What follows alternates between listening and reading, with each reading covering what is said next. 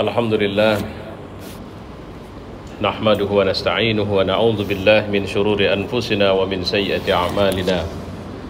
Asyhadu an la ilaha illallah wahdahu la syarika lah wa asyhadu anna Muhammadan abduhu wa rasuluhu la nabiyya ba'dah. Allahumma salli wa sallim ala nabiyyina wa habibina wa qudwatina Muhammad wa ala alihi wa sahbihi ajma'in. Fa ya ibadallah ittaqullah. وقال الله في القرآن أعوذ بالله من الشيطان الرجيم بسم الله الرحمن الرحيم سبحان الذي أسرى بعبده ليلا من المسجد الحرام إلى المسجد الأقصى الذي باركنا حوله لنريه من آياتنا إنه هو السميع البصير صدق الله وصدق رسوله وبعد. Jemaah Jumat yang mulia, kita bersyukur atas semua karunia yang Allah berikan kepada kita, dan semoga Allah memudahkan kita untuk bisa mengikuti sunnah Nabi SAW di semua urusan kehidupan kita. Salah satu sebab kita membutuhkan kehadiran, kesertaan Allah atau Tuhan dalam hidup kita itu adalah ketidakberdayaan kita. Kata tidak berdaya ini sebenarnya tidak dialamatkan ketika kita pada posisi malas, tidak kreatif, tidak inovatif, tidak progresif, tidak mau berbuat apa-apa.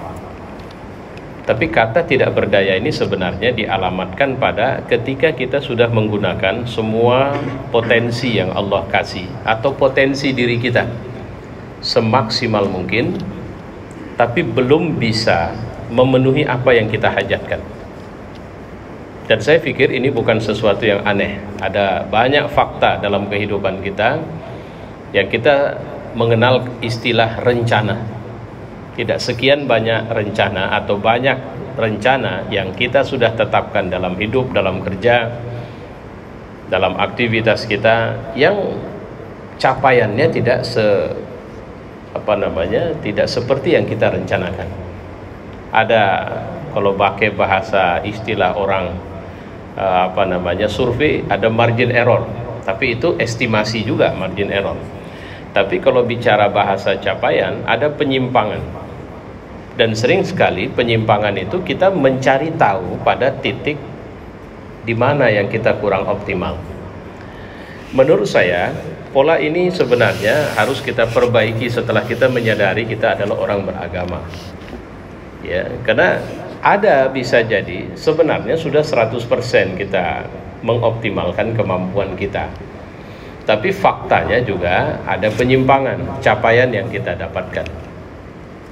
Dalam hidup ada orang yang bahkan sebenarnya beliau sangat hati-hati menjaga kesehatan dirinya. Saya punya teman nih, kasus COVID ini.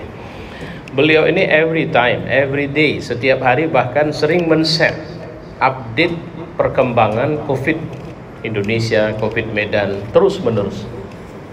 Beliau selalu mengingatkan kita harus jaga diri dan sebagainya, bla bla bla bla semua. Bahkan memang beliau sangat care dengan persoalan COVID-19 ini. Tapi ala qadarillah, takdir Allah berlaku. Beliau terserang penyakit itu dan kemudian Allah memanggilnya. Jadi persoalannya bukan terletak pada ketidakoptimalan kita, tapi ada titik yang saya sebut dengan ketidakberdayaan. Tidak sedikit orang yang rajin olahraga, bahkan meninggalnya pada saat dia sedang olahraga. Begitu. Kemarin ada seorang tokoh juga di Sumatera Utara ini, ketika dia terserang COVID, dia mengatakan tidak ada protokol yang saya abaikan. Dan saya minta supaya saya terkena COVID itu disampaikan ke semuanya. Nah, ini yang saya sebut tadi dengan istilah ada ketidakberdayaan. Walaupun ada sebab lain nanti, ketidakpastian. Ya, pertama tidak berdaya, kedua tidak pasti. Ketika bicara ketidakpastian, kita diajari dalam Islam ini untuk memulakan semuanya dengan bahasa insya Allah. Kata insya Allah ini kalau dalam teori manajemen itu istilah 80-20, 80/20. Artinya apa? Saya sebenarnya punya kemampuan hanya 20% dan itu sudah optimal. 80% itu ruang Tuhan. Dia boleh memastikan, dia yang akan menentukan, dia akan membuat segalanya. Dan ruang inilah, karena memang ini ada dalam genggaman dia, maka saya akan mengatakan insya Allah. Apa itu arti bebasnya? Jika seandainya Allah menghendaki. Kata jika seandainya Allah menghendaki, ini akan kita bisa urai lagi dengan pernyataan begini. Apa mungkin Allah sengaja menggagalkan orang-orang yang sudah bekerja mengikut komitmen atau ketentuan yang sudah dia minta? Orang itu sudah baik, orang itu sudah lurus, orang itu sudah tunduk sama dia. Tolong pahami, baik, lurus, tunduk ini tidak hanya sekedar ketaatan personal. Karena kalau bicara baik, tunduk, lurus, saya bisa mengatakan begini. Apakah Allah lebih suka seorang yang datang bekerja, seharusnya jam kerja itu jam 8, tapi dia masuk kantor itu jam 9 dengan dalil dia sholat duha dulu, baca Quran dulu di musola? Mana Allah lebih sukai, orang yang masuk kantor tepat waktu atau orang yang berdalih itu? Di ruang kerja, seorang harus menunjukkan kompetensinya sebagai seorang pegiat atau pekerja yang Allah ridho. Kalau dia mau menunjukkan kesolehan di ruang ibadah, dalam hal ini masjid, maka itu ada waktu tertentunya.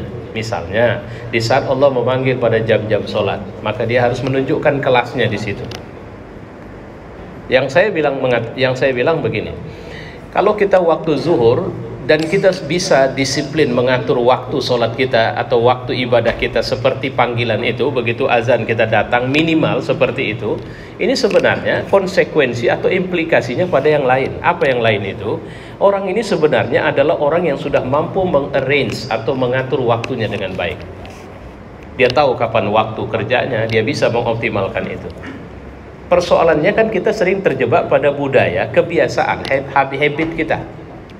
Sholat kan bisa diatur waktunya.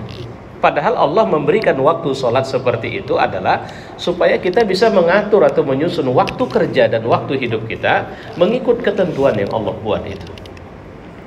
Sayangnya kita sering cenderung a priori di sini. Nah, baik. Catatan khutbah kita pada hari ini sebenarnya saya mengambil pesan surat Al-Isra ayat 1 yang kemarin jatuh peringatan Isra Mi'raj. Pesan apa yang ingin saya sampaikan? Sebenarnya di samping cerita-cerita yang disampaikan oleh para asatiz, ada satu pesan menarik bahwa pada peristiwa ini Allah sedang menunjukkan kekuatannya dan meyakinkan kita dengan kekuatannya untuk jangan takut, jangan cemas, jangan ragu, jangan khawatir. Dan satu-satunya ibadah yang Nabi itu dipanggil ke pusat kekuasaannya. Jadi pusat kekuasaan Allah itu disebutkan Quran di mana? Ala arash, di atas arash. Jadi kalau boleh dibilang, Muhammad, kau kan sudah sampai kemari. Kau lihat ini aku. Dan di bawah semua itu adalah semesta raya di bawah dalam genggamanku. Tidak ada kekuatan, tidak ada kehebatan, tidak ada keluar biasaan yang bisa dialamatkan kepada semua yang di bawah itu. Karena semua itu milik aku. Aku panggil kau kemari.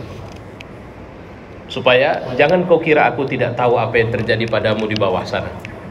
Jangan kau kira aku tidak tahu apa yang terjadi padamu di luar pertemuan kita ini.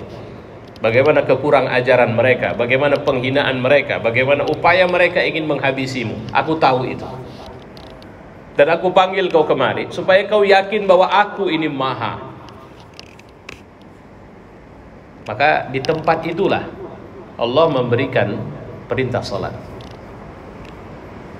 Seakan-akan jika ada sesuatu yang kau menghadapinya dan kau kesulitan dan kau butuh aku di situ, maka jumpain aku melalui ini.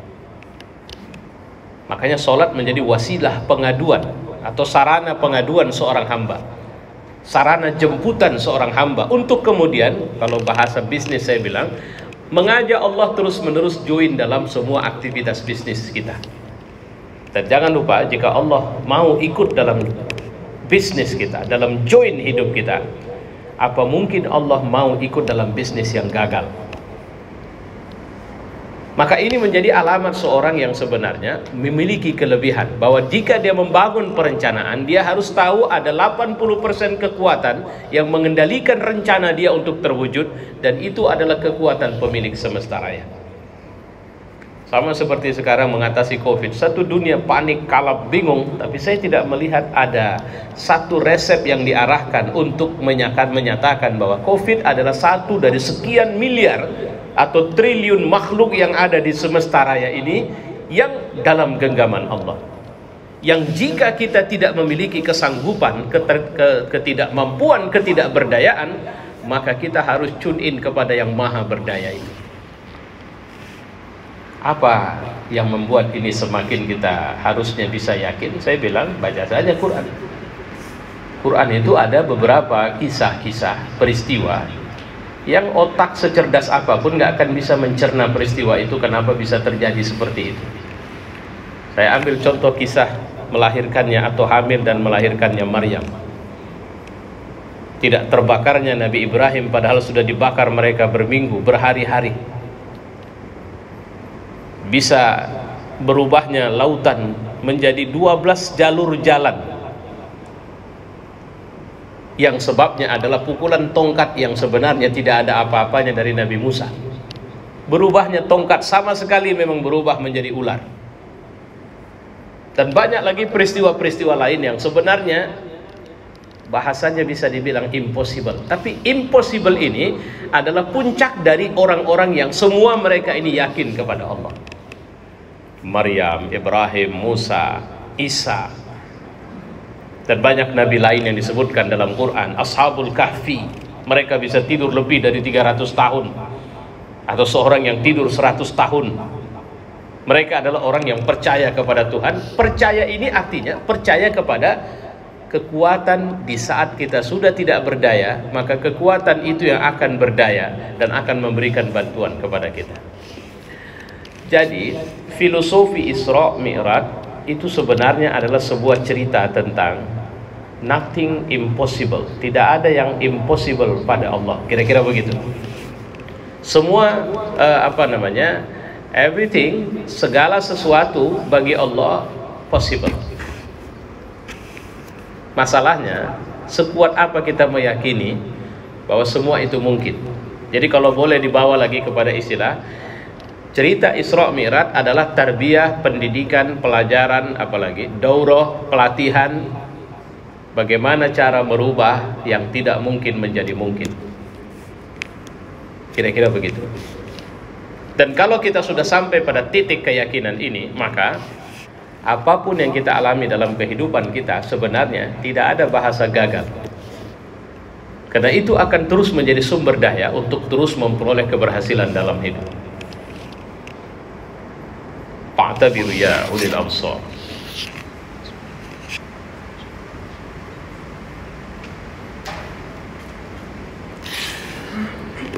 Alhamdulillah, nusalli wa sallim ala nabiyyina wa habibina wa qudwatina Muhammad wa ala alihi wa sahbihi ajma'in. Fa ya ibadallah ittaqullah, wa qala Allah fil Qur'an, a'udzu billahi minasy syaithanir rajim. Bismillahirrahmanirrahim. Wa atayna Musa al-kitaba wa ja'alnahu hudan li bani Israil alla tattakhizu min duni wakila, alla tattakhizu min duni wakila. Sadaqallah wa sadaqa rasuluhu wa ba'du. Jemaah yang mulia, catatan kecil kita di khutbah kedua ini adalah solatnya.